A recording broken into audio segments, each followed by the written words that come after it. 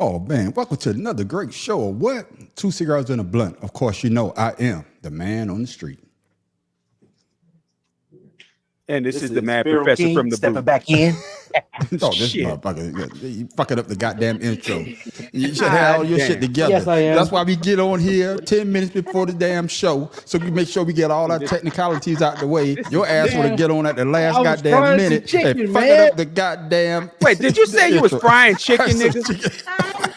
Yeah, Man, He's I trying was to eat frying that chicken, man. sandwich before we got on. Exactly. every doggone time we take 5 steps forward, another nigga gotta bring us back at least 6 steps. Hey, this motherfucker got God damn. rotisserie chicken in his damn background. But once again, ladies and gentlemen, welcome to Two Cigars and a Blunt. Of course, you know I am the man on the street. And once again, this is Pharaoh King. Tim Dog from Be More Careful. The mad professor in the booth. I'm just upset now. Conspiracy brother number one, poor boy from the boot. Your mama's favorite, your grandmama's favorite, your auntie's favorite, your ancestors' favorite. Shit, everybody's favorite. Keep it Your going. Uncle Secret. What's And next? your uncle's secret. But ladies and gentlemen, you know how we do our podcast. We always got to ask the brothers how their day went. So Tim Dog, how was your day? Man, my day was excellent. It was 102 degrees. Then 20 minutes ago, a storm front comes through. It jumps down to 74. Okay. I told so my you feeling wife. pretty good. I told my wife, go outside, see how I feel. She's like, oh, let's open up the windows. I was like, shit, that ain't gonna last long. You know how Texas got you. is. I got you. Shit. I got you. Yeah, It yeah. The got weather is real changing. quick, even at 8 o'clock. All right, the weather is changing. Matt, Professor, how was your day? Bruh, you know when you go to the hospital for one thing and you come back with some disease you ain't had before you left? Like when you go to Walmart. That's what the hell going on with me right now. I'm sitting in the damn waiting room to see my cardiologist since they had some folks on the other side coughing and sneezing and shit. And I should have grabbed the mask and put it on, but Yeah. I didn't. Yeah. Now I feel like I got, I don't know what the hell I got, but I just drank one of those emergencies. But shit, tell I you. ain't doing Yeah. that. COVID Yeah, I 45. got you. I got you. I'm gonna need some cocaine to straighten me out. Shit. Okay, then. Okay. Well, shit. That we don't condone cocaine. I do. Okay. I ain't never taken. I've never taken it before, but right now, goddamn it, I do. We don't There you condone go. that. So that's coming from the bad professor. Okay. And I don't. And no, anybody who watching and listening, I don't mean codeine. I mean cocaine. No, you don't. I'm gonna leave that alone. I'm gonna leave that I'm in alone. love with the coke. Go. Man, go to DC, man. You'll be able to get all you want, especially if it's in Detroit or Chicago this past 4 days. Oh my goodness. coked out. Or better yet, you just in Florida, just go on the beach. Hey, that hurricane washed a bunch of that shit up on the goddamn land. You could have had a whole bunch. Hey, I ain't see nothing, and trust me, I was out there looking. looking. You wanna That's look what I'm hard. talking about. That's what I'm talking about. Pharaoh King, what about you, my brother? How was your day? Ah, man, it's bittersweet, you know. I'm Chicken. looking for my daughter a car. I got her a car that I'm gonna go look at tomorrow. Excuse the background noise. Yeah. I was gonna say, it sound like somebody Hey, got speaking a of car. cars, Damn. speaking of cars, yeah, but You see what? No, you wasn't. Go ahead, Joy. You like that, motherfucker? You know I was. God damn it. Go ahead, Pharaoh. I mean to cut you off, my brother. I'm sorry. no, you good? Yeah, man. So it's kind of bittersweet because I don't want to spend the money, but I'm gonna spend the money. Okay, right there. You found something? Yeah, they got it open in Atlanta, man. Okay. What you call it? The Avis Car Sales. That's by Yeah. Jonesboro. They Yeah. got some 2024 Corolla LEs. All Okay. of them are like under 15,000 miles for $20,000. Okay. Hey, man, Oh, you can't beat shit. that deal. I Hey, know like that's I Yeah. said, man, those cars last a long time. So hey, you get, like I said, ladies and gentlemen, excuse the background. Me, my That's the garage, and motorcycle. it seems though they ain't no motorcycle. I won't even call that a motorcycle. But Oh damn! Yeah, I want to apologize. I am in my garage, and like I said, every time we do a live or every time I try to do something, that's when everybody want to cut the grass or ride the lawnmower or do something else. But I apologize. But yeah, King, you get what you pay for, and I think you're going to get a good deal because your daughter needs that car and to get back and forth. And then as long as she got something reliable, you don't have to worry about it. That's the reason I'm getting it because, like I said, I got Jaden at Nissan. It's been good for him, so this is the next best thing. So I got you. Conspiracy brother, what about you? How was your day? No, my day was pretty good. I actually did some work today, so good day for me. What would you call work? Walking around the neighborhood with your phone, looking at the sun? Getting up, taking a shit. I found time to do all of those things as well. Now I'm writing a book, so. Oh, you're writing a book? I'm about 8 chapters deep right now. Okay, my brother. I'm looking at the Mad Professor. His face is stoic right now. I'm like, what's the name of this book? I mean, what kind of book? Ass right now, dude. Self-love. In the background. Somebody needs man. That's what I said. That's the motorcycle. He needs a muffler on his damn car. Get his. I know what he did. He took his car somewhere and he had the cats cut off. He's straight piping. Hey, he need to do something, man, because goddamn it, he's pissing me the fuck off. But hey, be glad that you got out of this work today, goddamn it, on Conspiracy Brother. As for me, man, another day at work. I could tell the weather is changing. I went to buy me a cigar just a minute ago, and my damn knee started hurting. I'm like, God damn. That ain't the weather. That's awesome. That's awesome. Blame it on the weather. Tell your ass country. My damn knees. Hurricane out there. Hurricane. There go me. No, you're the oldest one here. You didn't have to. You didn't just have to confirm that shit, bro. But shit, my damn knee hurt like hell, man. But we about to go ahead and let's start this podcast. Ladies and gentlemen, we want to thank y'all for tuning in. And we're going to have a great show for you. I mean, we're going to be talking a little bit of politics. We also got something for other people that's not in the politics. But let's go ahead and get this show started. Fellas, what do you think when Kamala Harris accepted speech? Not playing the whole goddamn speech, but please don't. Y'all get the gist of it once y'all see the video. I accept your nomination to be President of the United States of America.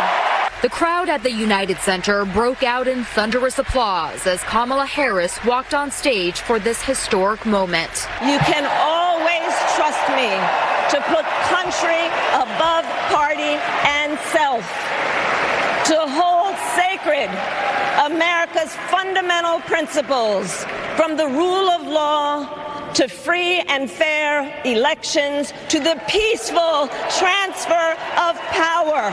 Vice President Harris made her case to the American people, arguing her personal story and background as a prosecutor make her uniquely qualified to be president, summoning Americans to reject political division and instead chart a new way forward. As president, I will bring together labor and workers and small business owners and entrepreneurs and American companies to create jobs, to grow our economy, and to lower the cost of everyday needs. The Democratic nominee called for unity and warned that returning former President Donald Trump to the White House could have devastating consequences for the country.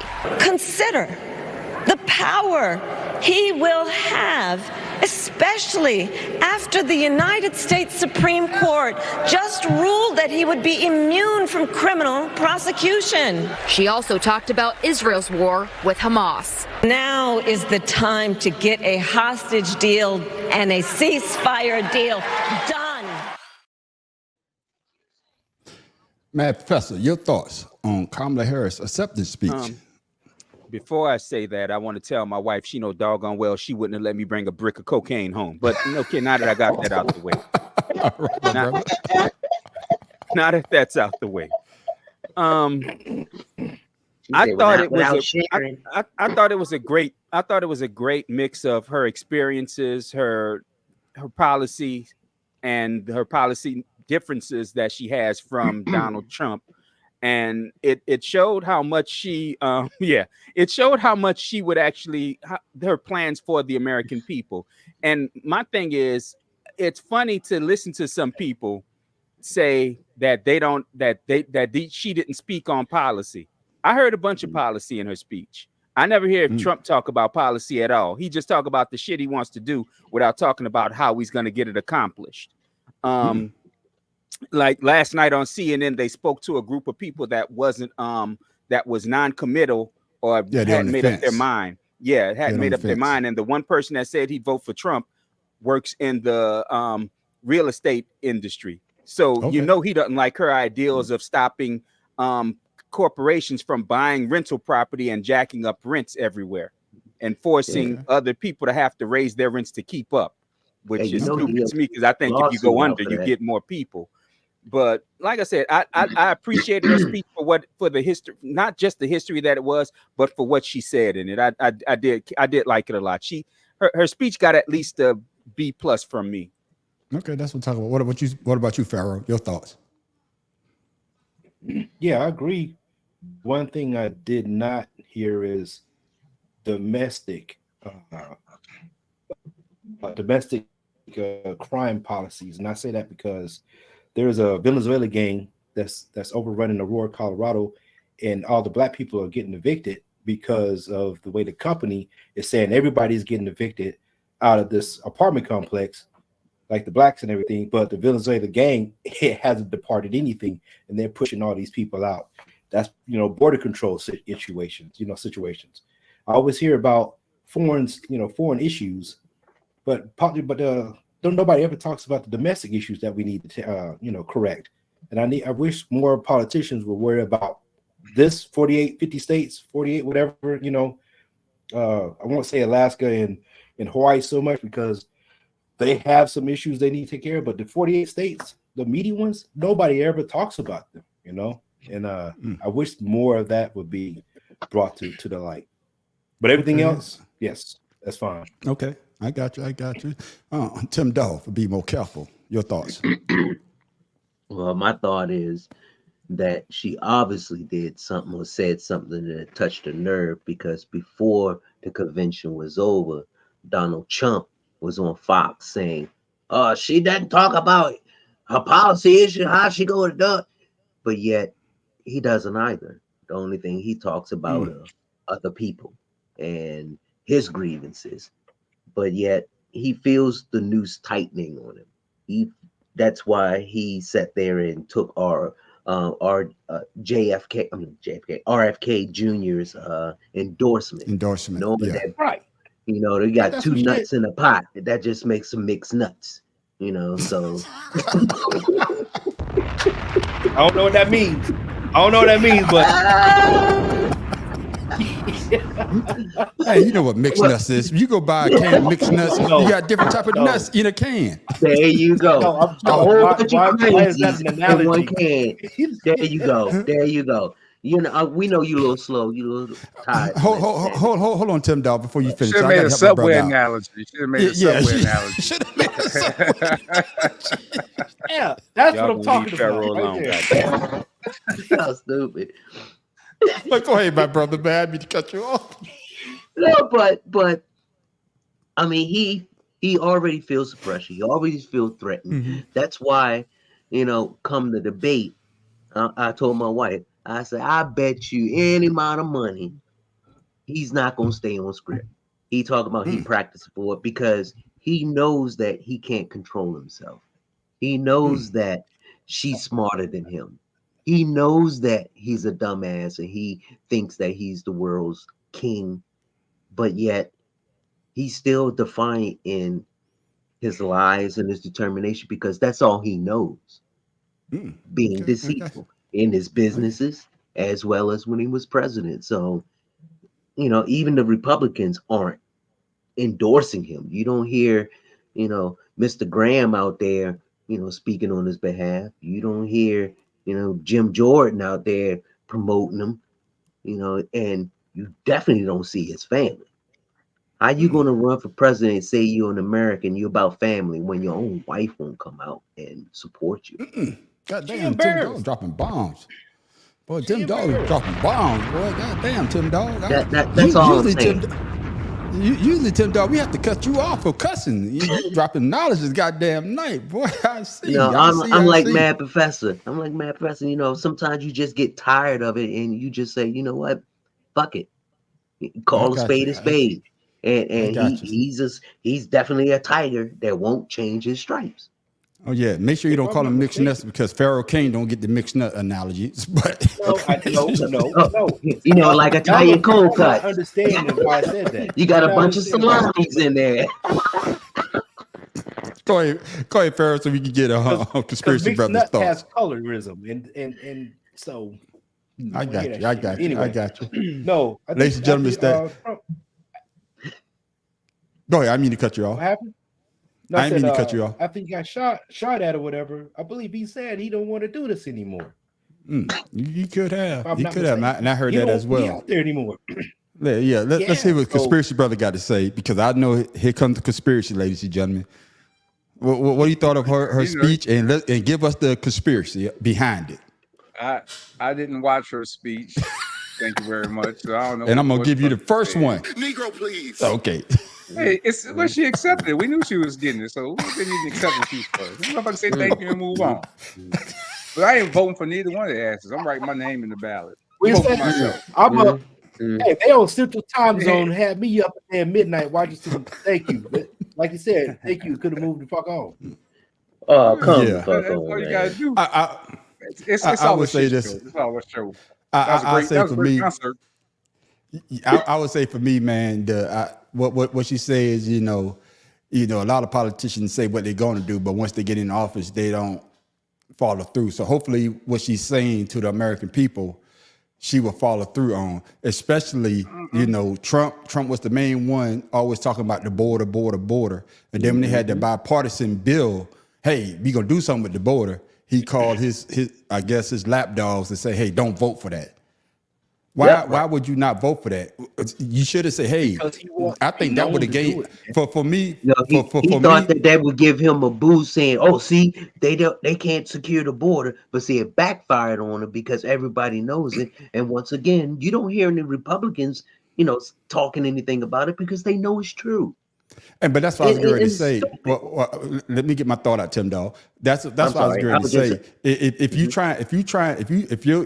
your stance is we need to do something with the border, you will want both sides to come together to do something with the border. Because then you could say, hey, you see, I talked to my constituents, I talked to the Republicans and say, hey, they passed that law. Even though you had nothing to do with it, you could have run on that angle. But by him saying, hey, I don't want Joe Biden to have a victory because the election's coming up, was dumb on his part. Professor, what you got? What? See, that's absolutely that's what I was saying before a couple weeks ago when we brought this up about how he talks about he's law and order but doesn't want the law to pertain to him, and he's all about military, but military members that are injured or die are suckers and fools for having to be in the military. I mean, his contradictions. He's a man of constant contradictions, and all of his contradictions are supposed to show where Republicans are strong at, but it shows MAGA is not that. That's why I keep saying there's a difference between true Republicans, conservatives, and maggots. There's a complete difference between the maggots don't care about nothing but upholding Trump as their orange Julius looking ass God, while he ruins everything that he touches. I mean, he's a successful businessman, but he's filed for bankruptcy 7 times. He's a successful businessman, but he's been charged with and found guilty of fraud almost a dozen times. He can't have a business in New York City for another 4 years. Come on, man. It's pathetic. I got you. Get in there, Pharaoh. I know you got something. You itching. I see it in your face. Never disrespect orange Julius like that ever again. I just do that because I don't like it. Is Orange Julius still around? I don't think they are. I don't think. I haven't seen one of them all in years. That's our partner Watts. I never seen a black man. That's the only orange man I ever seen in my life. James Watts. Yeah. I'm talking James. Your dad. He looked like an orange. I call him Orange Julius. But go ahead, Pharaoh. I mean to cut you orange.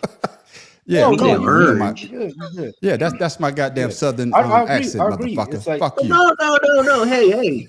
My wife, she from Texas, so she got her claim too, and I be messing with her. She don't like that. Oh, my cousin said there was one in Coney Island. Okay, then. Okay, they still around. Okay, all right. Yeah, I am not right, driving to Coney Island for no goddamn orange juice. Right. I got you, but go ahead, Pharaoh. Finish your thought. I'm sorry to cut you off. Bet your ass No, I agree. for I agree with fucking Matt Professor, Subway. man. What would you do for it? Subway Club? I do believe that he bitches stop. So Thank you. Shit. So I do believe he wanted to take credit for the wall. That's why he wanted to, vote against it, because he wants everything to be under his name. As long as he's getting the credit for whatever's going on, he's always going to be the man. But like you said, why would you stop something and you could still take credit because you approved something that you wanted? That's right. Like that you spoke on. But he's too contradictory. He's too contradictory. He's narcissistic. Listen, the only reason he lies is because he can't remember the lies he told. So he just keeps lying. It's repetitive. I hear that, man. I'm just gonna push back on that. He has been the same man since the 80s.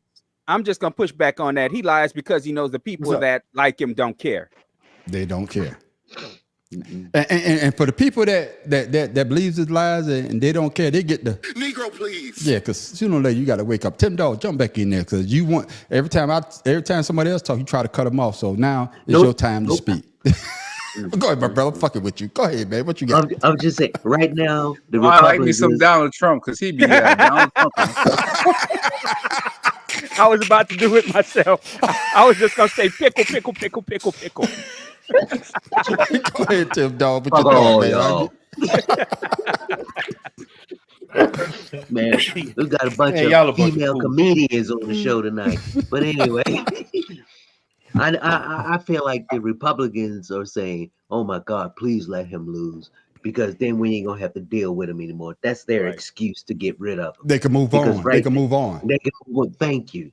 And I think that's why you don't see any senators out there. Lindsey Graham, he at home smoking a cigar like you, man, on the street. And Ted Cruz, he probably on a cruise with his family, avoiding everything. But he's good at that. Thank you. Yeah. And he's up for re-election. Texas. So he keeping his head down.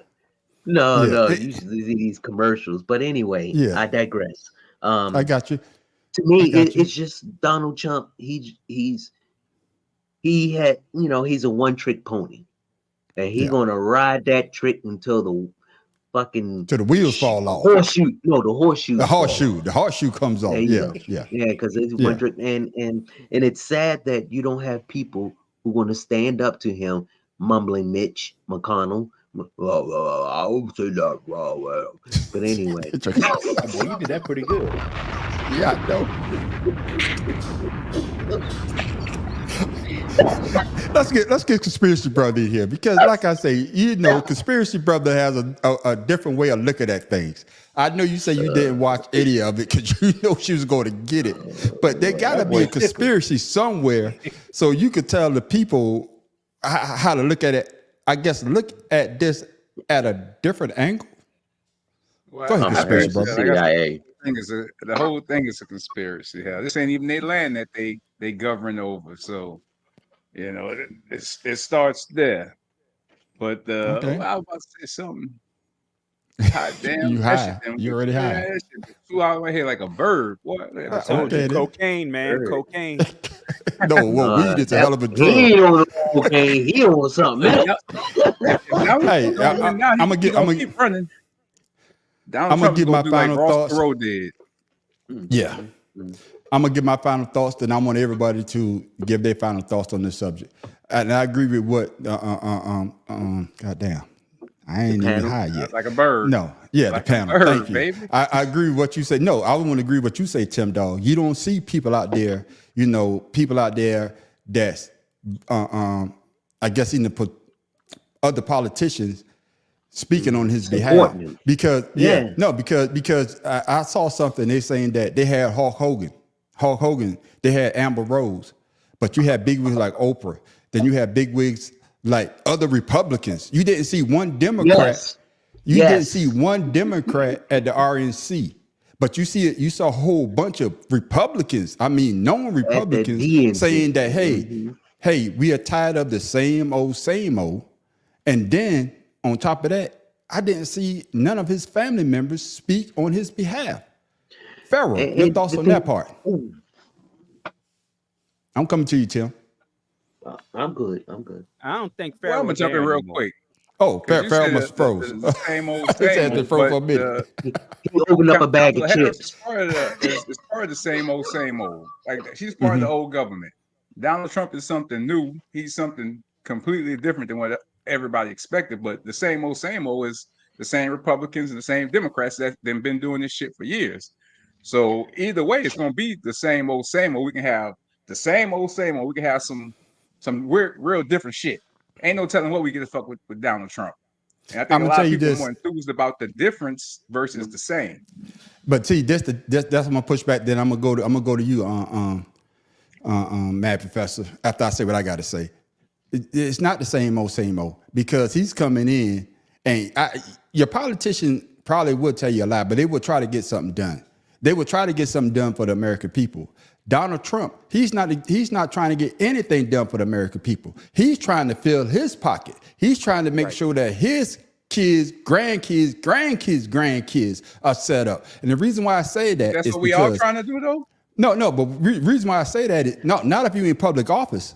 Public office is totally different from you having your own business. If you got your own business, by all means, go ahead and set your family up for generational wealth. But if you're supposed to represent the American people, it's not about you. It's not about your family. It's about the American people. And see, that's why you don't see Ivanka. That's why you don't see Jared Kushner, because Jared Kushner got $650 million from the Saudi Arabians. No. Oh. He got $3 billion from the Saudi Arabians. $3 billion. And Ivana got patents from China. And that's what I'm trying to say. The same people that he's saying that, hey, we're going to put a tariff on China, but yet your daughter goes out there and get all the patents and get all our stuff from China. All your stuff is made in China. Everything that you business-wise get is coming from China. But what you going to say, I'm going to put a tariff on China. Who does that hurt? No, it's not hurting your businesses, but it hurting what? The American people. Matt Professor, your thoughts. And that's what I was going to bring up. That's what I was going to bring up. It's not that people wanted something different. Is that people wanted to believe that he was who he said he was when he never clearly was. I mean, saying that that Mexico was going to pay for the wall. You know, goddamn well, Mexico, he don't know how to get other people to pay for shit unless he declares bankruptcy. He kept saying that he like you said, the tariff that he put on Chinese goods, the American people paid for that, which is why inflation skyrocketed. And you brought up something, and I put this in my video on my own channel, the Mad Professor 1. You could I said that there was a bunch of Republicans at the DNC speaking out against him. Yes. In fact, one of the hosts of Night 2 was the lady that ran his PR when he was president. Yes. And you had Adam Kinzinger last night, and I kept misidentifying him in my video this morning as Eric Swalwell. But he was speaking out against Trump. It was a bunch of different Republicans at the DNC, and they're still Republicans. They're not going to switch parties. They're still Republicans, but they're voting for Kamala because they know that threat that this man is to this damn country. You didn't see Democrats at the DNC. Yes. I mean, at the RNC. And another thing, now it wasn't something I liked with the DNC when they did their roll call, the big old party. It was cool, but it just wasn't my thing. Did you watch the dichotomy and difference between the RNC roll call and the DNC roll call? The RNC looked like they were lost. And like I said, I think I said it last week, they all looked like they were being held hostage to stay there. Yeah, I got you. Go ahead, Tip Dog. I know you biting at the bits to get what you got to say. Go ahead.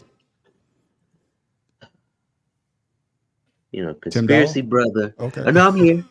Okay, I'm just saying, conspiracy brother. You know, he said that it's all the same when it comes to the Democrats and something new when it comes which could be true though. Now I'm not no, slightly, which could be true though. Which could be true. Hold on. No, but I'm just saying, no, I'm not cutting you, I'm not disagreeing with you, but I'm just saying sometimes you're right, yeah, but that's what I'm saying. Okay. As far as right now, yes, the Democrats aren't going with the same old. You know, they're going with something different. Not only just different, but opposite of what they used to doing. You know, they wanted to nominate a woman of substance who had a good record, who's black, and who doesn't take any shit. To me, that right there shows that, you know, when everyone, to include Nancy Pelosi, was asking, and I'm sure Barack Obama probably said something to him too, you know, for Joe Biden to step down, the question was, who can we nominate and who can we, you know, put there? Now, I've always said this is part of the Democrats' plan, you know, put Joe up in there, but have Kamala, you know, as the nominee all along. But I don't know, but the way. Yeah, that's what I say. I think Conspiracy Brother. No, I think Conspiracy Brother say that a couple of podcasts ago. Yeah, but I said that as well. But now as I look on, you know, I see that it is true. But the one thing that differentiates her from all of the other candidates that the Democrats have nominated, to include Bill Clinton, to include Dukakis, to include, well, we already know what happened to him, Obama, is that she's representing a generation that's younger than her. She's almost 60, but yet she got the Gen Zs, the Gen X. She's talking to everyone, black, white, green, purple, yellow. And with Donald Trump, with his division, you know, he already feels threatened, not just by the Democrats, but by a woman. You notice that everything he says about her, it's always about, you know, her race or her sex, and you know things like that. And I'm just saying that, to me, that right there shows that he's scared. We have a difference in, you know, candidates that's inspiring. No one's ever done this since Barack Obama, inspiring people to vote. Think about it. Yeah, I got that. I'm going to answer my cousin question because he said that she's not black. Her father is black. Her father is from Jamaica. You can't get no blacker than that. I know there are white Jamaicans, but 90%. Yeah, but Jamaican is black. I don't give a damn what you're trying to say. She is black. She is black. She is black. She is black. Hey, there's no way around it, man. I don't give a damn how people try to sugarcoat it. Yes, her mother is Indian and her father is Jamaican. I mean, what do you get? You get a black person. Too. Exactly. That's you just answered my question. My thing. Where did Jamaicans come from? They were escaped slaves, people. God damn. Jesus. I wish people would think about shit like that before they think it's so damn stupid. And I don't mean to insult you, Mr. Thomas, but that's just the dumbest shit in the world. That's just like saying that's just like saying Haitians came from fucking Canada. They came from fucking Africa. They were escaped slaves, okay? God damn. Let's get Pharaoh before he freezes again. Let me take it down. Let's get Pharaoh before he freezes again. Go ahead, get in there, Pharaoh. Get in there, Pharaoh. What's the question? What's the question? What are we talking about? Oh shit! I'm not. No, not that. Kamala Harris black? Oh no, that's not the question, man. You may as well say we ain't fucking black. Yeah, exactly. I'm not. Y'all might be. I'm not. I guess the question was. You know, how can you see the difference between Donald Trump and say you black. the RNC and the way that Kamala Harris, the way that her speech went and carry over, and basically your final thoughts on that. I can tell you the biggest thing was, did you see the difference between the crowd? Everybody in Donald Trump's crowd, stop talking about crowd dressed up in red, white, and blue, and looking like hostages, and I love it. You know, like they was like, "Hey, Hitler" type of thing. Where the DNC, everybody was partying. Nobody had clothes matching. Or trying to say that they was, you know, supporting Kamala Harris by matching all blue with a bunch of donkeys or something in the back. You know what I'm saying? It's like I got you. They have totally matching different crowd. ear bandages. Yeah, they did have that. We gonna move on, but I'm gonna give you my final thoughts. Man, I'm gonna tell you the difference. And I heard this, man, and it made a whole lot of sense.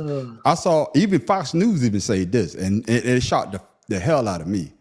When the RNC, when Donald Trump accepted the nomination for the Republicans, the balloons that were dropped, I think it was gold and black or whatever. I think it wasn't red, white, and blue. But at the DNC, Fox News even said, look at the balloons. They're red, white, and blue. They done took our message. They're taking our message saying that, hey, we are the party of you. Where Donald Trump is basically the party of me. And Fox News, like I said before, I was so shocked to hear them say that every day too, on the stage. And then they were saying they were saying that the enthusiasm that Trump had before, and he's trying to use again, it's not going to.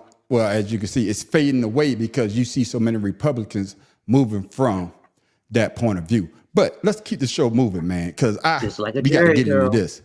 We got to get into this. And I want conspiracy, brother. I got to get your ass out the way because your conspiracies, you know.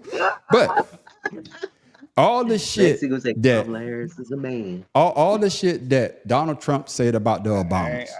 I mean, all the shit. And I'm talking about from personal experience. If somebody was to say what they said about you, anybody, would you feel the same way?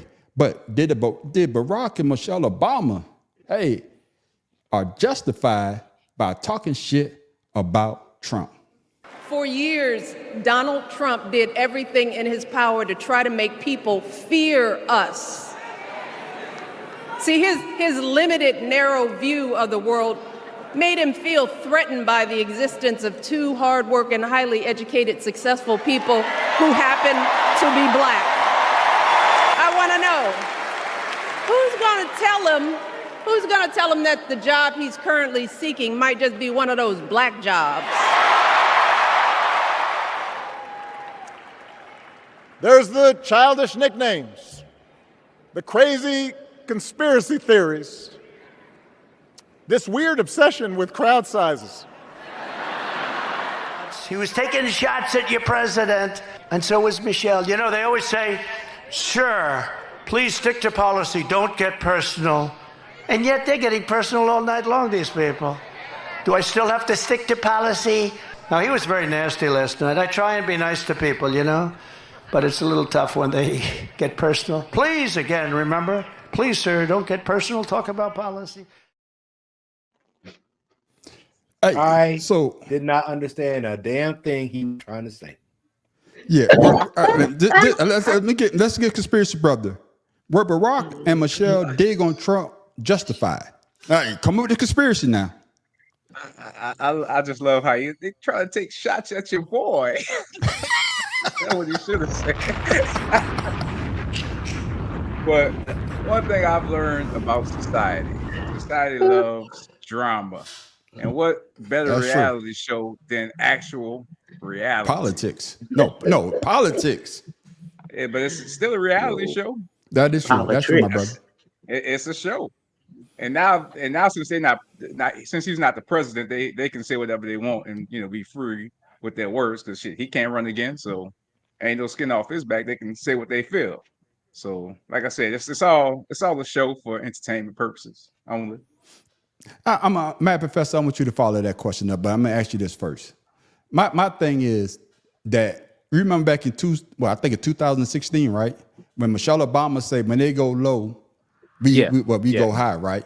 But this is why I like the Democratic Party now, because they always been going low, and we always supposed to take the high road, right? So, do you think that the Obamas are justified in what they said about Trump?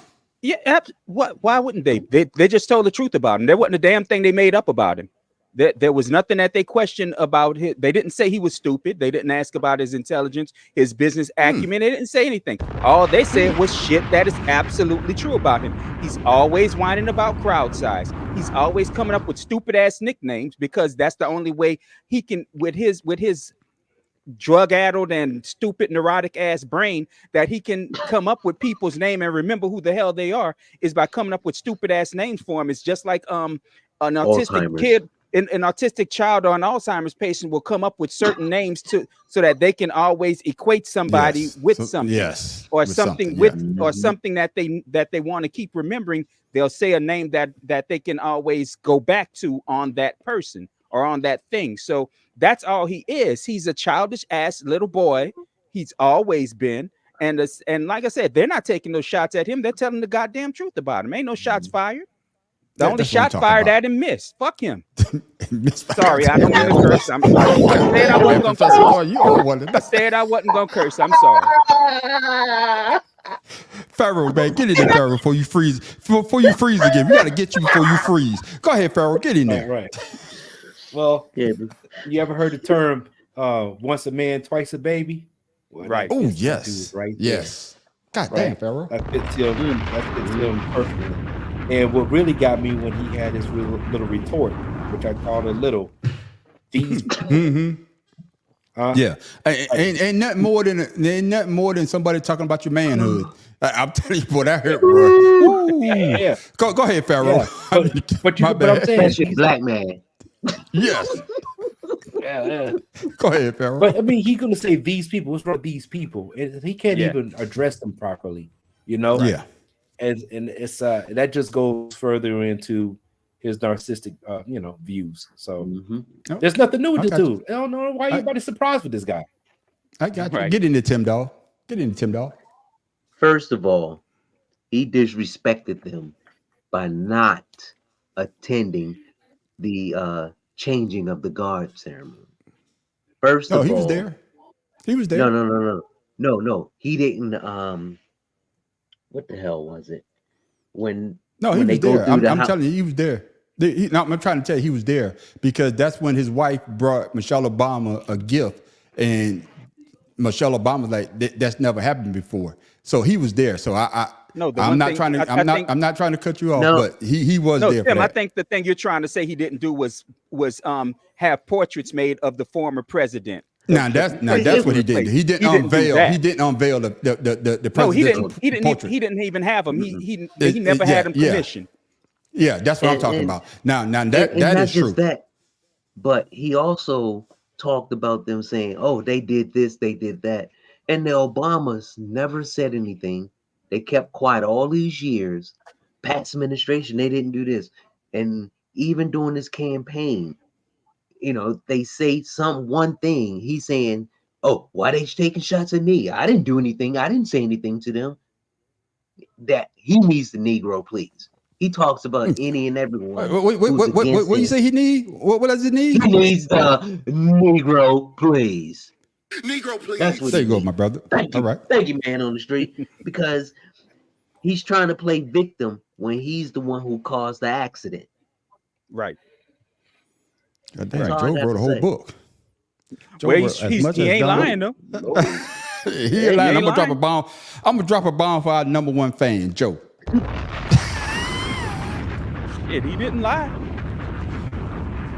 I'm gonna give you my stick on this, man. Before we go on, my stick on this is that yes, I agree with what conspiracy brother. I can't believe the Obamas held it in as long as they can because this has been plenty of time they could have come out and say something about this man, because he was Donald Trump was the OG with the birther movement. Oh, we got to go find out. Oh, we got to go do this. We got to do that. And everything Obama ever did. Oh, he's not intelligent enough. He's not smart enough. Oh, let's release his grades from college. Oh no, he didn't do this. Oh, you know what I'm saying? So they held their tongue. They held their tongue until this point where they put him in his place. They put him in his place, and he can't take it. That's why he said what he said. And Conspiracy Brother, I like the way that you put it together. I said that. They take it. No. What I'm saying, no. Conspiracy Brother said this. See, if you let me finish, and that's why you get a Negro, please. If you let me finish, Conspiracy Brother say he likes the way that he say that they take a shot at me. Because what he's trying to do is, y'all don't forgot, they try to kill me. So he tried to bring them back so they could get that feeling again. Because like I said before, and on a previous podcast, I said, and I'll be the first one to say this, so I'm gonna give myself a Negro, please. I say when Donald Trump raised his fist like that, he just won the what? Yeah. The election. The election. I say that. I say that. Well, I think we all said that he had the possibility. I said it too. That's right. I said it as well. So we all get it. Negro, please. Ain't we all nothing because I didn't say it. Well, I did say it, but we're gonna keep this party going, fellas, man, because I got a couple more videos. Like I always say, I done put these videos together. Y'all motherfuckers gonna watch them. Y'all motherfuckers gonna watch every last one of them. And it goes back to Tim Dog. Matter of fact, you up first because you keep jumping in. So I'm gonna get you out the way first. All right. So the question is, does insults belong in politics? Pocahontas? Pocahontas. Well, no, she's look. She is it offensive? You tell me. Oh, really? Oh, I'm sorry about that. We got some beauties. We got Lion Ted. We have Crooked Hillary. When you come up with these nicknames for these guys, Lion Ted, Crazy Bernie, Crooked Hillary. Megyn Kelly is a lightweight. This is a lightweight. This is not a reporter. This to me is just a lightweight. It seems as though you're resistant to scrutiny, the kind of scrutiny that comes with running for president of the United States. I like scrutiny, but you know what? When I raise money, excuse me, I've watched you on television. You're a real beauty. But I won't talk about Jeb Bush. I will not say he's low energy. I will not say it. Yeah, that was my job, to get along with people. But the simple fact is... Excuse me, 1 second. No. I didn't want to... You cannot take... More energy tonight. I like that. You don't want to vote for a liar. You have Lion Ted Cruz. I call him. I nicknamed him Lion.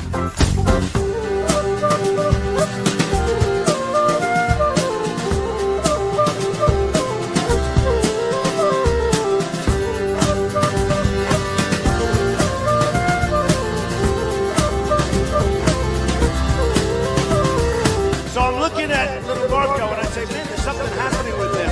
And he's like melting.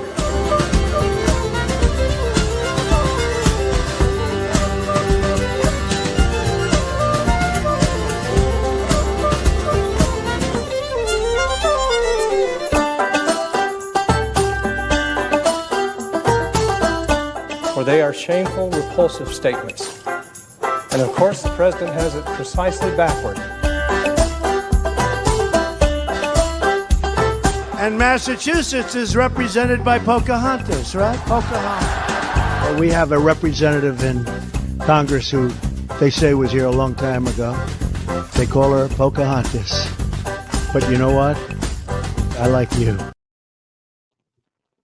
This man talking about everybody else calling people out their name and being whatever. But yet he's the master. And as you can see, some of those people, I know Ms. Feinstein passed, I think, this year. Al Franken is not in Congress anymore, but that was an old video. But you get to see, what he calling Kamala Harris, what, laughing Kamala? Well, he's messing the name up. But how can you get mad for somebody saying basically the same thing that you've been saying ever since you step into the political arena?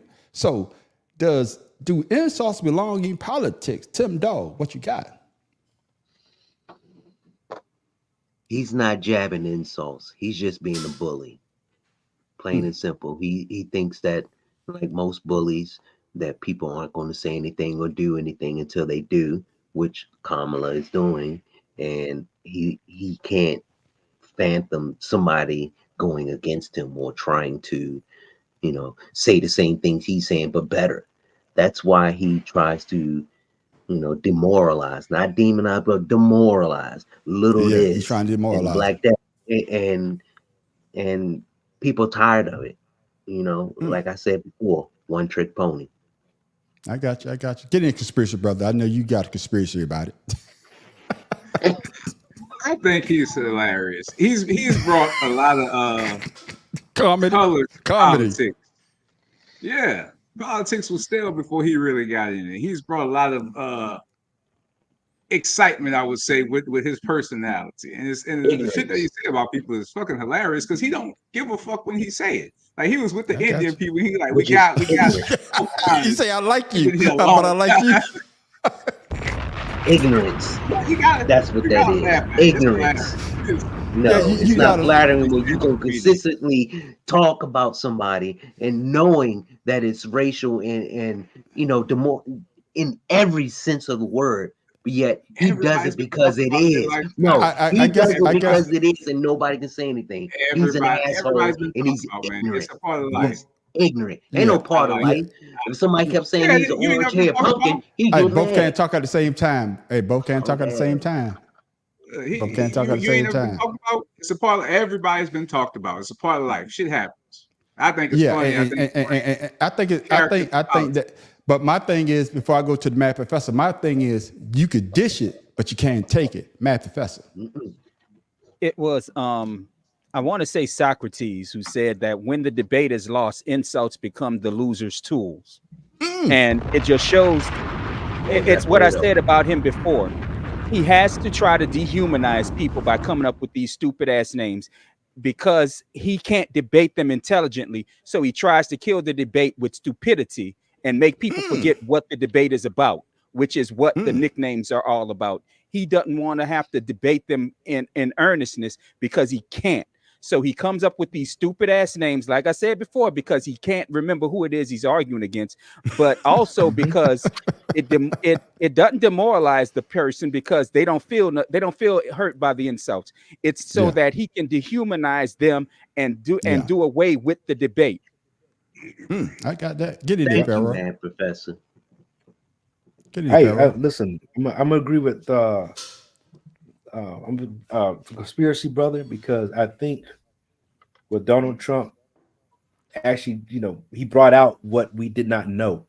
He's exposed a lot of the government. He's exposed them to the point to where a lot of people didn't understand it. But we all know he was a celebrity in chief.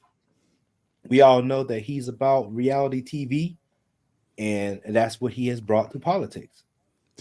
So yeah, he brought that to politics. That, like you said, he pulled it. I think the phrase is he pulled the curtain back. I could be wrong. He pulled the curtain back so you can see the inner working, how things really work. But my thing is, you can't talk trash about somebody else, then not be able to take the same criticism that you giving somebody. No, I'm agreeing with you, but I'm talking about him. But what I'm saying is, you can't pull the curtain back. But as soon as we pull the curtain back and start talking trash about you, oh, what?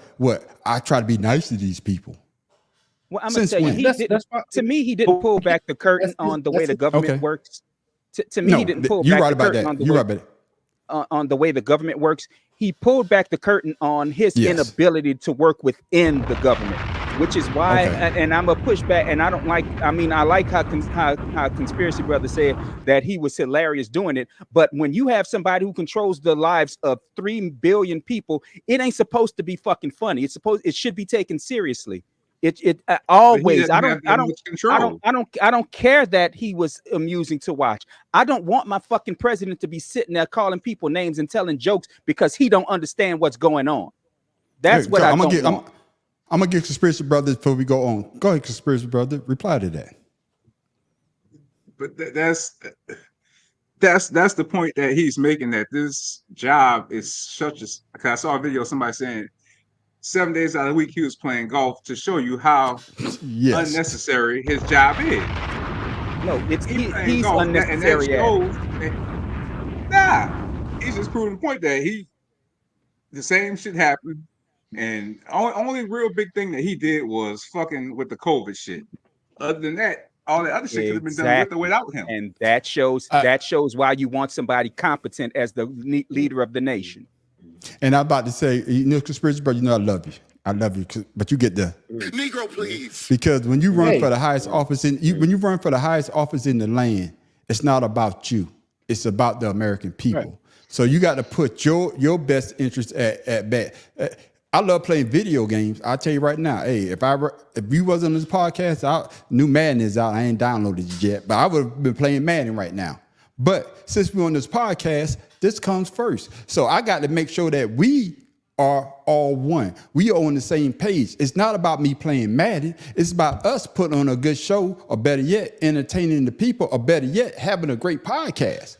Now, if I didn't care about what we do and just come on here and say, hey, we just gonna, well, just wing it. No. That's what Donald Trump was doing. He was trying to wing it. When you in charge of how many, Mad Professor? About 3 billion. About 3 billion people, it's not about you. You should be in the office. And this is the same person that says that I'm not going to be one of those presidents that's going to be playing golf. I work for you. So I'm going to make sure I'm in the office. I'm be in the office 12 midnight. So you can always see me in the office. But where did we see him at? On the golf course. I think they say that. I think he realized that I ain't got nothing to do but play golf. No, it wasn't that he didn't realize he had nothing to do. He realized he couldn't do the goddamn job. The only reason he's running for this shit again is to keep his sorry ass out of jail. Out of jail. But man, we're gonna keep this goddamn party going. Wait a minute. What about out of here? Have y'all saw the Go show ahead, Fallout? Come on, Have y'all saw the show Fallout? Yeah, I saw it. Based on the game, based on the video game. Yeah, but the show, does it not emulate what could happen with this government if we have people or certain people in it? Yeah, people that's in charge. But that's what I'm saying. It's all about capitalism. And that's why I say I got to push back with conspiracy, brother. When you when you're in politics, and I think we said this last week, everything is basically fair game. Everything is fair game, but you know what you're getting into. And I think that the reason why he's running again because of, if I don't win the presidency, I may go to jail. But it takes us to our next goddamn subject. Is everything fair game in politics? Even your goddamn kids. You are my entire world, and I love you.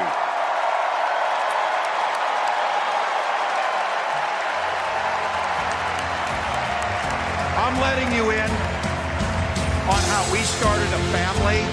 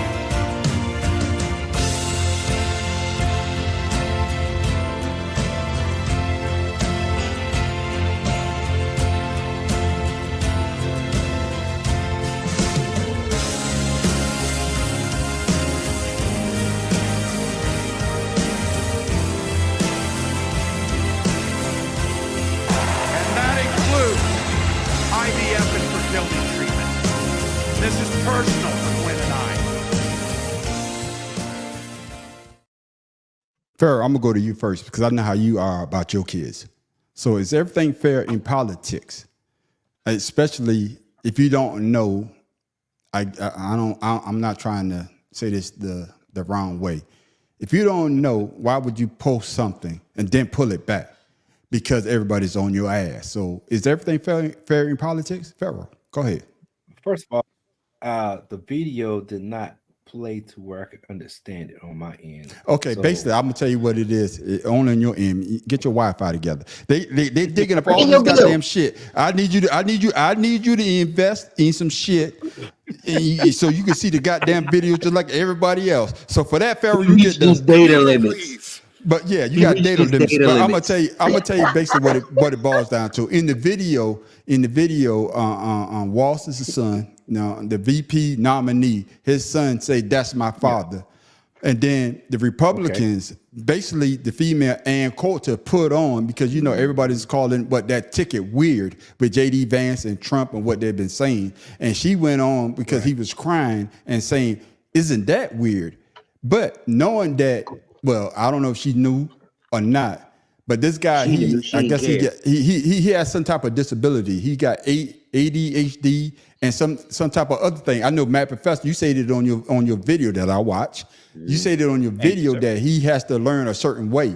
So he has a handicap, and now she's trying to pull it back because people are on her ass. How can you say something like that about a guy? He's basically a man, but he has a disability. So the question to you, Pharaoh, is everything fair game, even kids? No. Hell no. F no. No. No with 8 letters behind it. I don't know. No. Shit. I mean, like you said, if she would have did her research, she probably never would even posted that. So maybe you should have learned the way he did, so you wouldn't have to pull back, so do a rebuttal. So leave people's family alone. You're looking at the person, you talk about the person, stay in the person that you're talking about. Leave people's family alone, because in other words, if somebody would have said something about some of her family, her child, I'm pretty sure she would have been irate about it. So yeah, well, I tell you this, Mad Professor made a great point on his video. Mad Professor, I'm not coming to you. I'm gonna go to Conspiracy Brother. I'm gonna go to Conspiracy Brother. He made a good thing in his video, and he said that JD Vance was right, and that's the first time I ever hear him say that JD Vance was right. He said JD Vance is right about the cat women because Ann Coulter don't have no kids, so she don't have any kids. Ann Coulter, Google her after we get off the show. See, I don't know nothing about it. That's like no. She is a diehard Republican. She is an influencer that talks a lot of shit, but she should have did her research before she posted what she posted, because that was time to do research when you're being evil. You don't have time. But you got a team. But I guess what I'm saying is you got a team behind you. You should have did that. But I'm agreeing with what you're saying, Pharaoh. Conspiracy Brother. Is everything fair game when it comes down to kids? In today's society, yes. When you put yourself in the public eye, you have to expect that there's going to be positive and negative. You can't, that's the world we live in. That people gonna do it, as you can see. Ain't nothing gonna stop nobody. So you have to expect it, and expect that people will be disrespectful regardless of your situation. So it's not right, because I like that. I like that though. I like that. I like that. It's not right. It's not right. But I could say this though. I could say this: when the Democrats were not in power and Donald Trump was in power, I didn't hear anything said about what Barron or Byron. Yeah, Barron. Yeah, Barron. I didn't because usually politicians or people that even like their politicians, hey, we gonna stay off the kids or whatever, right. Whatever. We're not gonna bring that up, because like you just say, Conspiracy Brother, it's about the person that's running, not their kids. Matt Professor, your thoughts? And that's what I'm going to bring up. Even back in the day, they didn't talk about Bush's girls, even when people knew that they were party girls. Everybody Jenna and something. I know Jenna and something. I know one name. Yeah, I can't remember the other one. Jenna. The only reason I can remember her is because she's on NBC now. That's right. Nobody spoke about her going out and drinking all night. Nobody talked about them, because kids in politics are off limits. You attack the party, you attack the president and his policy. Right. You never attack the kids.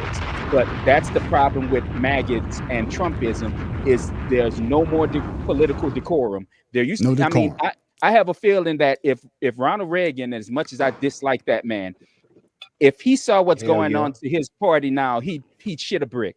Just like Kennedy, if he see what's going on now, he'd shit a brick. These people don't care about that. And the fact that she's the childless cat lady that JD Vance was talking about, to me, is just hilarious. That was chef's kiss right there, because she stepped in it and didn't know how to get her ass out of it. She stepped in that shit so hard and didn't know what the hell she could do. Yeah. And like I said before, it's something, and I'm not even putting it in the political arena. Like, we all have kids on this panel. Now, I could say my kids are fuck up. I could say that my kids are doing this. I could say it, but let somebody else say it. Oh, hell no. You can't say that. Who the fuck are you? And I'm trying not to curse too. Yeah. Who the fuck are you to talk about my kids like that? You don't know. You don't know. You should have did your research first before you put something out like that. So Tim Dove, your thoughts? Donald Trump is a hypocrite. Tim Dog, can I say this? Tim Dog, I'm looking at the camera. So your long pauses make me think that you froze. So I need you to come in quicker. Got you. I got you. My brother, thank you. Go ahead, my brother. I'm fucking with you. Go ahead, Tim Dog.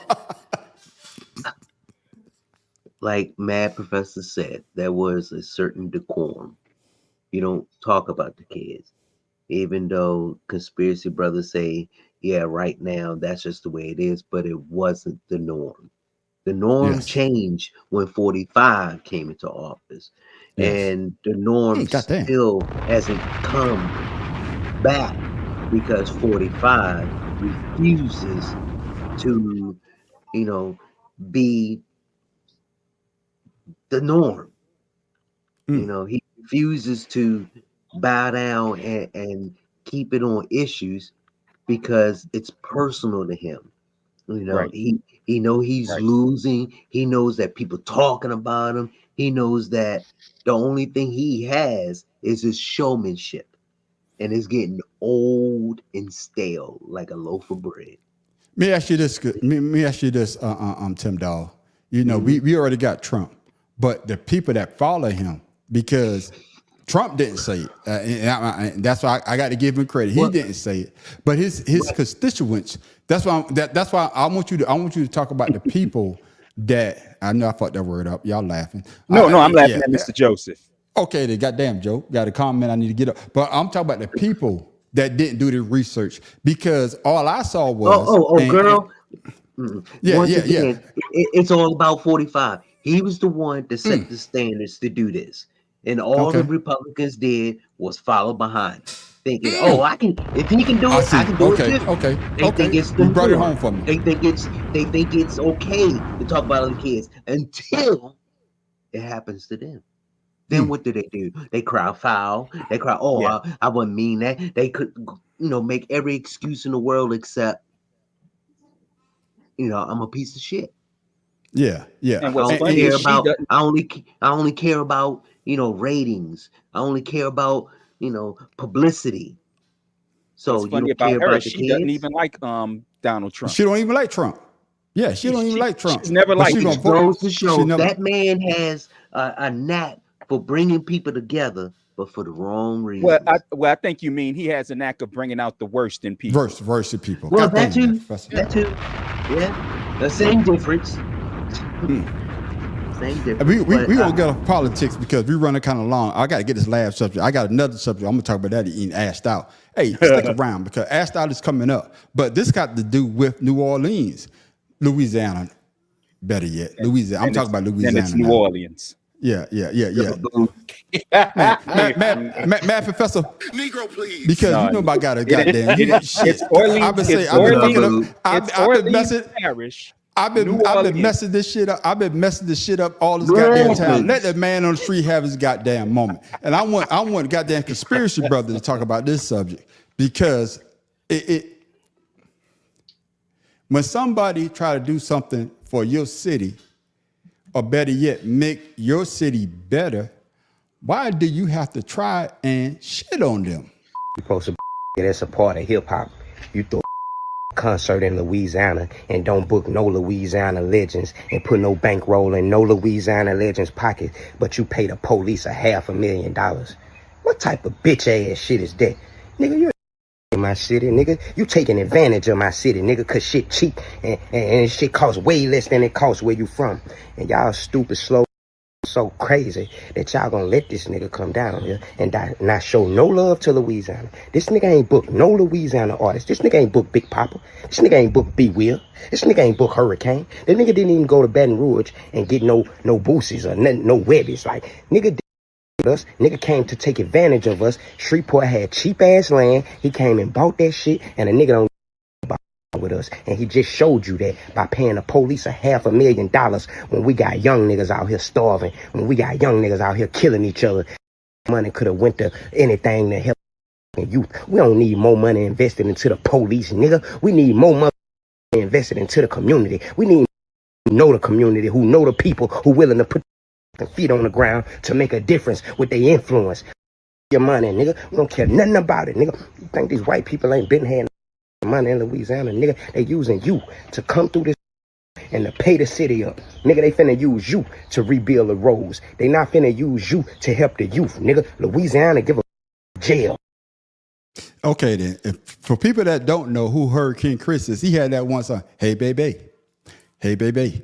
Then he had the other song, Halle Berry, Halle Berry. So my thing to you, Conspiracy Brother, was he on point or was he off the mark? Because 50 Cent did move his, I guess he's building a, what's the word? Studio. What's the thing? He has a Studio down in Shreveport. And of course, he did have some legends. Master P, they say Master P was the main one that was on the stage. And then he had other artists that he even named that say that, hey, he didn't show no love to. And they came back and said, yeah, we were there. Where were you? So the Hurricane Chris, was he on point or did he miss the mark? God damn it, conspiracy, brother. Come with the conspiracy. I'm waiting on it. Well, he's in a double-edged sword area because as well, he did bring jobs and everything to the community. And I think Hurricane might be a little upset that he wasn't part of the financial gain on the situation. But then you have to understand, 50 Cent is a megastar. So as far as I'm concerned, he is part of the elite club. And they can only do so much with their money. You know, they ain't building those schools with their money. They're building studios to make more entertainment. But they're not building no schools, no hospitals, no grocery stores, no homeless shelters. They're not building none of that. So he has a very valid point with that. So like I said, it's a double-edged sword because you're bringing jobs, but the people who are suffering still not benefiting. So he on a double-edged sword, but he's dealing with somebody who in the club, so they money only go certain places. I'm gonna go to Pharaoh. This is the first thing that I saw. The Pelicans have a basketball team, don't they? The Pelicans is a basketball team. The who? Okay. No, I'm just saying. I'm not saying New Orleans have a basketball team. Yeah. Thank you for correcting me. Oh yeah. It's the Pelicans, right? Yes. Yeah. What jersey did he have on? Right. The Raptors. Yeah. Toronto Raptors. Yeah, I noticed that too. Yeah, I'll go to the same people. No. Yeah. Before, Yeah. Because if you talking about if you trying to down this man and saying that he's not representing for your city or better yet your state, and then you wearing a goddamn jersey that doesn't even represent the U.S. That's fashion, baby. That's fashion. No. And then the last thing I want to say, I'm going to say to you, before I get to you, Pharaoh, is this: he criticized 50 Cent spending $500,000 on the police, and when they had that situation going on down there in Shreveport, there were no criminal charges, nothing. It was peaceful. People came out. And he did what he needed to do. Hey, that's why you spent $500,000 so people could feel safe to come out to another event. And my last point, Pharaoh, before you talk is this: when you was on top, when you had Hey Baby, or you had Halle Berry, why didn't you put on something to bring those artists out? Pharaoh, your thoughts? First of all, I forgot Hurricane Chris was even a rapper. He wasn't even top 5.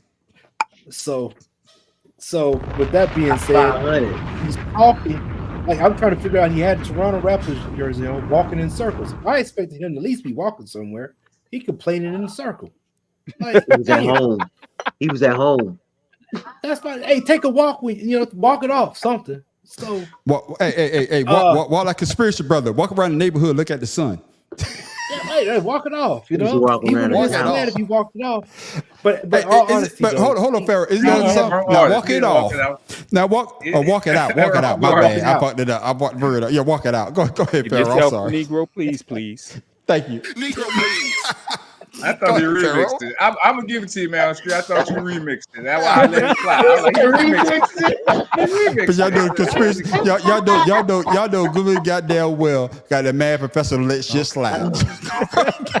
Go ahead, Pharaoh. I need to cut you off. I'm sorry, man. Go ahead. Are you good? No, I had nothing to say. The man, he just upset because he wasn't there. That's all it is. He wanted to be part of something. He was a part of it, and he felt that he needed to vent to the world, and all he did was make himself look stupid. Because once again, he had a Raptors jersey on with a do-rag. This is 2024, and ain't a wave in his head. He had braids on and dreads. So shut the hell up. I got you. Get in there, Tim Dog. This is a disgruntled person who's jealous of the success of another, and instead of celebrating, he's going to sit there and downgrade him and talk about him. Man, if you have an issue with the way, thank you. And if you have an issue with the way things are, take it up with the person who's in charge instead of sitting there taking it, put it on social media, and make yourself look like an idiot. I got you. Matt Professor, I said the last guy. I know you about to blast this motherfucker. Oh, I know I am. I am, because until you put his name up there, I didn't know who the hell that was any goddamn way. And until you said the two songs, I had forgotten that shit existed. There you go. I'm like, who the f is this? One hit wonder. And well, we'll call it 1.5 hit wonder.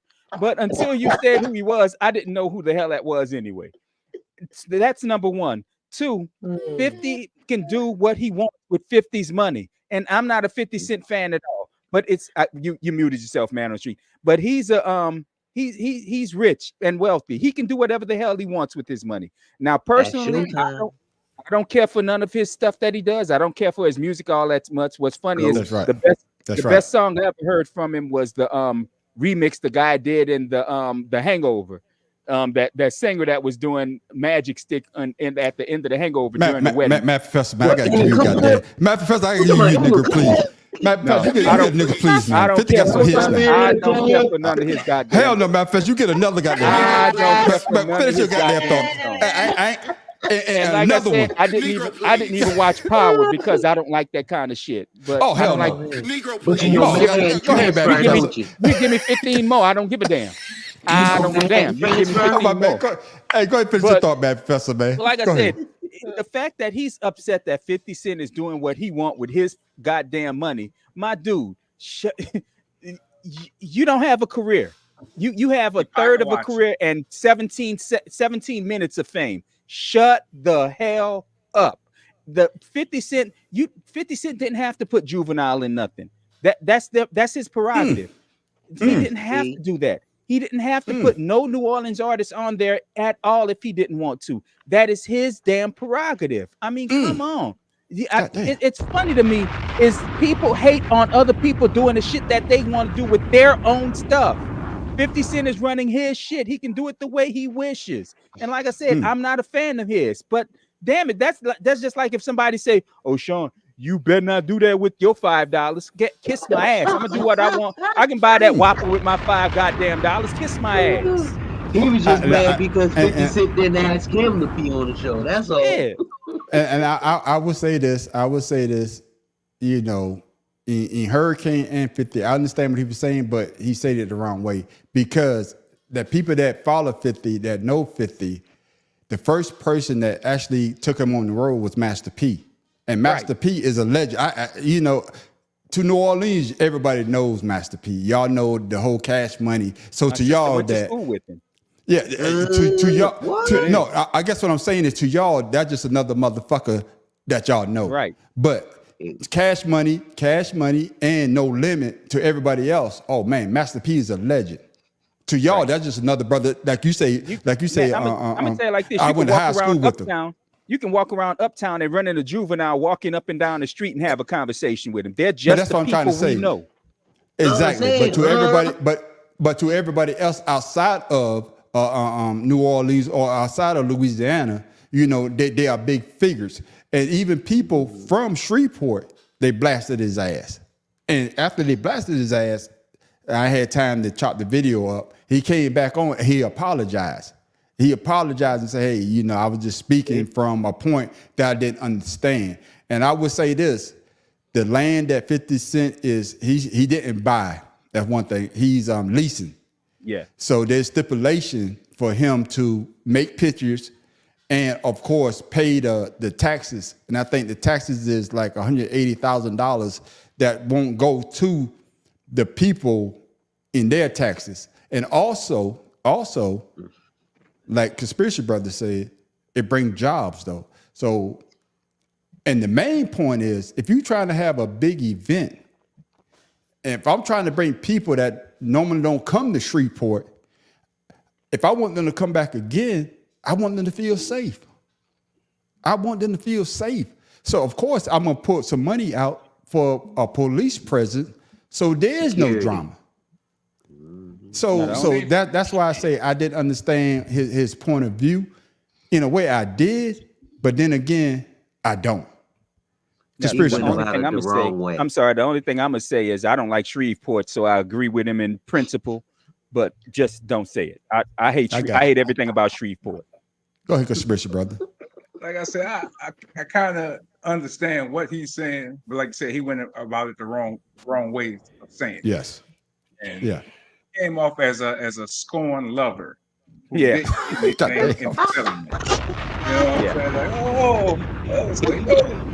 it.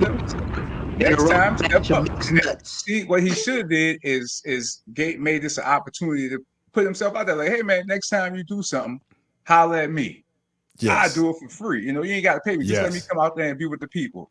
He could have did that whole shit, but he, like you said, he went about it the whole wrong way. So a lesson for him to learn. Yeah. And like I said, he did. Like I said, he did come back and apologize. But my main thing is a lot of people that even some of the people that he named that 50 Cent didn't invite, they was at the show. A couple of people actually performed. And it's a lot of people from Shreveport. I watched one of the podcasts and they was like, Hurricane, you wrong for this. Because I'm not gonna say before 50 Cent came there, he actually came and he's bringing other people, better yet, attention to our city. So now, not just 50 Cent, there may be somebody else that want to invest in our city.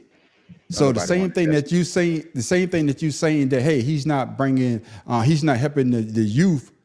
Somebody else might come in and, hey, we're gonna build 5 youth centers in Shreveport just because of the recognition that 50 Cent brought to your city. And I agree with you what you're saying, Mad Professor. Everybody don't jive with 50, but at least he's trying to, because he could have put his studio anywhere. Right. And I'm Pharaoh. If you're a businessman, are you going to try to go to New York City and buy some land where everything is high, or are you going to try to find the cheapest land you could buy? Pharaoh, your thoughts? Man, that's a no-brainer. He already lived in New York. That's why he left this shit. Right. He ain't bragging about no brownstones. New York City live around me that said they ain't going back. So yes. You know what I'm saying? Tim Dog, get it in, Tim Dog. Hey, I agree. Old boy out of Atlanta. Hold on, Tim Dog. I mean to cut Pharaoh. Go ahead, Pharaoh. Finish your thought, Pharaoh. Yeah, the man who the producer out of Atlanta, T.I. JD Crossdresser. Crossdresser. Tyler Perry. Yeah, Tyler Perry. So Tyler Perry. Hey, you get a Negro, please. You fuck me up with that one. That's the kind of producer you talking about. We gotta send our music. Yeah. All right, Pharaoh. Yeah, go ahead, Pharaoh. Go ahead. Yeah, no. I'm saying, he went down to South Atlanta to get Fort Gillens or whatever it was. Yeah, when he built the studio.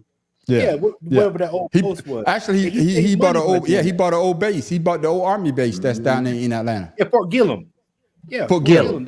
Fort Gillem. Yeah, Fort Gillem. So he bought that to save some money so he could build. So it's cheaper down here. Why not do it? Yeah, if you're a businessman, and like I said before, another thing before we go to you, Tim Dog, another thing is that, we see everybody else trying to build what? Generational wealth. And why would you shit on somebody that's trying, in business? 50 is a businessman, went bankrupt, came back, and he's doing his he went bankrupt to rich people bankrupt, not our bankrupt. You know what I'm saying? But yeah, not like if we go vitamin bankrupt, motherfucker, we ain't got shit. But what I'm saying is, but for him to say that he's not helping the community by him bringing his studio there, that's helping the community because now you open up other jobs to people that probably couldn't get a job that look like you. Tim Dog, your thoughts? I agree with Conspiracy Brother. You know, he had a good message, but he had the wrong delivery. He missed the mark. There you go. And instead of him taking his grievances out with the person, like I said before, who's in charge of all this, he took it out on social media because he felt disrespected because no one asked him to perform. Dude, how much money did you make on those 2 songs? Hey, Are you baby. still collecting royalties? Berry. I doubt it. Halle Berry. His He royalties. ain't collecting no Halle royalties, Berry. anything on that. And I understand your passion for wanting the community to do better. Oh, y'all know what he's saying? He got that property for dirt cheap. First of all, like we said on the last segment, do your research. You know, they saying that he leased the property, not bought the property. Even if he did, what's stopping you from trying to buy it before him? Oh, I forgot. You ain't got the money. I got you. Instead of sitting there complaining, why don't join him? See, that's the problem with some people. They have a lot of complaints about something, but no solutions. And when the solutions, present themselves, you sit there and make excuses. Excuses are tools of the incompetent. They build bridges to nowhere and monuments to nothingness. And those who use excuses seldom can accomplish anything that they put in their mind. You talked so long, my bomb wasn't working, so I had to make sure I get it in there. Okay. Yeah, I had to get you some batteries. I apologize. I got you. Conspiracy Brother, man, your last take on this before we close the show out. I think I've said all I can say about the situation. He just, think before you speak. I'm gonna say this. Because I watched the video, and this is how they worked the deal out with 50 Cent. Because I watched another podcaster. He was talking about it. He was like, "This can't be right." So this shit is crazy. It's the way that they worked the deal out is crazy. So the land that he got that they leased to him is $2,400 a year. You heard me. $2,400. So I could have leased that land. But this is the kicker right here, though. This is the kicker. He has to pay the taxes on the land, and he got it for 30 years. And I think the taxes, to save the taxpayer money, is like $180,000 a year. So that's money that the taxpayers don't have to pay. So if you calculate 30 years for 30 years, 30 years, $3 million. But that's what I'm trying to say. If you calculate it, but also he has to make movies in Shreveport.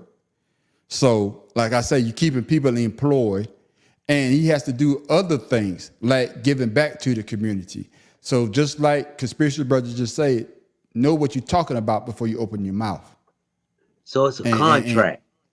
It is a contract. It is a contract. And it boils down to this, because I saw a lot of people that from Shreveport that went to the thing, and it was like, when you was on top, because that song was hot, that, hey baby, or Halle Berry. I think you like them damn songs. You done sung them shits like 13 damn times. Listen to them all day. You from South Carolina? You got some country songs. I guess what I'm saying is, you had the opportunity to do something in your neighborhood or in your community. But you get mad when other people come in and do things that you should have did. And that's the point that I don't get. And I would say this, he did come back and he did apologize. He said that he went about it the wrong way. But just like Conspiracy Brother, just like everybody on the panel basically said, get your information right first before you open your mouth. If you wanted to be part of the show, hey, hit me up. You know somebody that knows me, especially if you're in the game. But fellas, man, good conversation. But ladies and gentlemen, the party's not over. We got the after show called Ashed Out, and that's where everybody get a chance to talk about what they want to talk about. But before we go, we always try to leave you with something to think about, something funny, or Tim Dog. Where the hell did that come from? So I'm gonna get you out the way first. Tim Dog, what you got for the people before we go? First of all, I just want to send my condolences out to the families that the victims of the super yacht, as well as the Texans who lost their lives in Alaska. You know, people go out for recreation, people go out to have fun, but sometimes you need to be aware of your surroundings, meaning your weather, the environment. If you're in a boat, you got to know how those shores are. If you in a cabin, you got to know what the weather's going to be like when you go out. You know, we always say piss poor performance. No. Proper preparation prevents piss poor performance. That's just right. like we was talking about early on the show, people need to do their research before they send out and do something for themselves.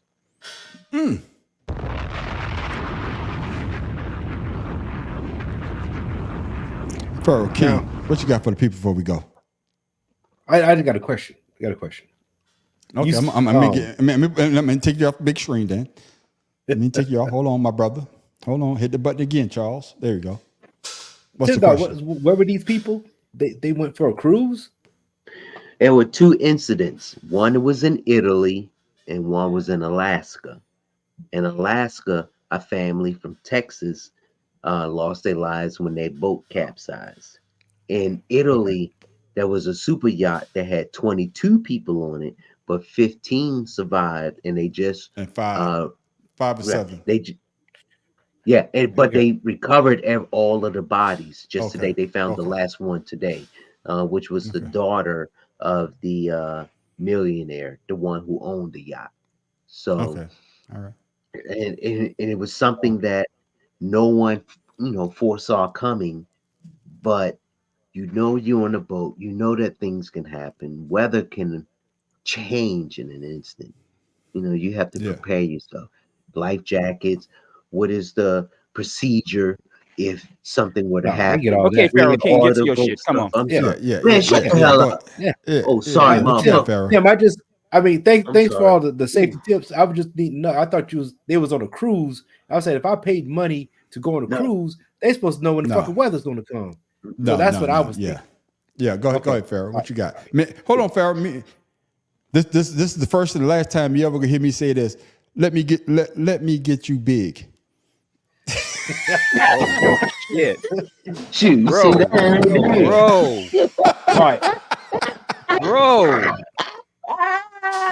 No Diddy on my part. That's no Diddy. You should say. Anyway, my little thing today is you cannot see your reflection in boiling water. Similarly, you cannot see the truth in a state of anger. When the water calms, clarity comes. I like that. You about to have people burning their goddamn face tonight, boy. Yeah, trying to look in the water. That nigga say you can't. Bad Professor. Steam burns. That's right. Bad Professor, what you got for people before we go? Better than looking at the sun. I just have a little thing from Mark Twain. It says, if it's your job to eat a frog, it's best to do it first thing in the morning. And if it's your job to eat two frogs, it's best to eat the biggest one first. Hold on, man. You got me laughing. I'm trying to get my shit so I can say what I got. Samuel Clemens said that. Hey, man, I'm over here trying to visualize it too. Like, Mark Twain had some shit with him, bro. Yeah, he was high as a motherfucker. Oh, that's a good one. I like that. And I'm gonna push back on what Mr. Joe said. That his last comment that 50 Cent is gonna bring the Deion Sanders effect to Shreveport like Deion did to Boulder. Boulder was already big. Boulder, Colorado was already big as hell. He brought, you mean what he brought to Jackson State, not Boulder. Jackson State, yeah, but not Boulder. Yeah. He's talking about as far as the money aspect. Boulder was already big as hell. Boulder is the richest city in Colorado. Boulder's rich. Yeah, Boulder's rich as hell. Because before the only thing I know about Boulder, Colorado is what? This is a trivial question. What is Boulder, Colorado known for? The Buffaloes. No, I'm not talking about. I'm talking about news wise. Oh, the shooting, the school shooting. Yeah. That's what else? Columbine. That's Columbine. Columbine is outside of Boulder. Yeah, but Boulder is known for what? Was that the movie theater? I'm gonna give you. I'm gonna go ahead and say. I think it's Boulder. No, Boulder is where what's the John Bonet, right? John Bonet Ramsey. John Bonet Ramsey. And that's what I know about Boulder, Colorado. Is the John Bonet Ramsey? Like I know Colorado Buffaloes because I was always a fan of Cordell Stewart and Rashawn Salam. I guess what I'm saying is when most people outside of sports, outside of sports, because of the John Bonet Ramsey murder situation, and that's why I just say that because that was worldwide, and they still haven't found. Well, let's leave that something alone. I can't believe you remember it was the cousin. It was the cousin. Yeah, because I watch the news all the goddamn time. They still talk about it to this day. So, Conspiracy Brother, what you got for the people? About it, sure did. That's right. Conspiracy Brother, what you got for the people before we go? I got a poem for you this evening. Let me undress you with my eyes. Man, you don't say this one. I did this one already? Yes, you did. I was about to say you did this already. I don't be knowing. And this Negro looking into the camera all seductive and shit. You done did this one, bro. I don't know. Well, get another one, man. Just say sometimes. Trust me, because you be high. We remember, man, you done did this one. Don't say no, just say sometimes. I don't, sometimes you're right and sometimes you're wrong. That was a poem I did all alone. Okay. That's it. Okay. All right, my brother. Nah, man. Yeah, you trying to bring up old shit. Yeah, I don't be knowing. Look, man, I go, I pop, I click on something, so that's gonna be it for the night. That's what happens when you go to open mic night. Or better yet, that's what happened when you high. You don't remember. Go ahead, Donald Trump. You don't remember the last shit that you said, and you gonna keep repeating the same old shit. All right. Hey, if it worked one time, it should work again. Hell, it should work again. There's people that probably ain't heard that poem. See, that was the problem. There's people that probably ain't heard it. That's right, but we heard it. We gonna call your ass out on it. And I got something for the people, man. I got something for the people. Don't wait for things to get easier, simpler, or better. Life will always be complicated. Learn how to be happy right now. Otherwise, you will run out of time. It's like saying the word complicated. It is very complicated. Yeah, I know. All right, man. Thank y'all for tuning in and enjoying us. But before we go, we gotta shout out our social. So Tim Dawes, shout out your social before we go. You can catch me at Father's Love 99 Instagram. I haven't posted anything recently, but something's coming real soon. It's all about me, my son, and my beautiful, lovely, handsome grandson. All right, I like that, Tim Dawes. Pharaoh, what you got for the people? Pharaoh_71 Instagram, King Ryan Facebook. Yeah, I forgot you got other shit. Shit fucks me up every goddamn time. Bad Professor, shout out your social, man. Just like you see it on your screen, the Mad Professor.1 on YouTube and Instagram. I just posted a video today. Go check it out. All right. And of course, Conspiracy Brothers, shout out, man. Your social so people can follow you. Solar Expression, YouTube, TikTok, Instagram. There you go. Follow me. All right. I'll be saying too much crazy shit no more. All right. And of course, you can follow me at the Audacity Podcast on YouTube and Creative Canvas Expression on YouTube as well. And of course, you can always find us at every Wednesday night at 7 o'clock. The Better Than Sex Sports Podcast, all we do is talk about sports. And also, I want to thank everybody that tuned in last night to the Audacity Podcast when I had Dr. Rosa Roberts on, and we talked about mental health and what she got going on with her books publication.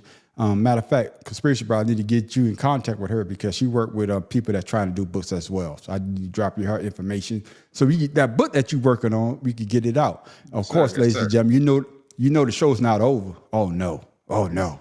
Time for the mullet. Like I say, yeah, it's time for the mullet. That's where the party goes down. And I'm talking about assed out. I'm talking about the after show. And that's where everybody get to talk about what they want to talk about. Tim Dog gonna come with some useless information. Betty, he might come with something different than that. So I ain't changing up. Okay, so what we want y'all to do is stick around for Assed Out, where the party goes down, and we're gonna have a good time. We're gonna have some laughs like we always do. And that's one thing I want to say this to Tim Dog, and I was telling my wife last night. When Tim Dog always say that he may be having a bad day, but when he gets on with us, it just picks him up. And the trouble may come back, but at least for an hour, he gets to have a good time. And that's what we try to do. We try to bring y'all some information that hopefully make you laugh. To make you laugh, man, fuck you. To make you laugh or to entertain you. And like I always say, these are our opinions. Everybody got one. So take it with a grain of salt. And with that, ladies and gentlemen, I am the man on the street. This is Pharaoh King. Tim Dog from Be More Careful. The mad professor in the boot. I'm just gonna say I'm your ancestor's favorite. That's all I got for you. And your uncle's cross-dresser. But make sure you come back for the after show on Ashed Out because I don't know where the fuck we're gonna go. So, and with that, ladies and gentlemen, we are out.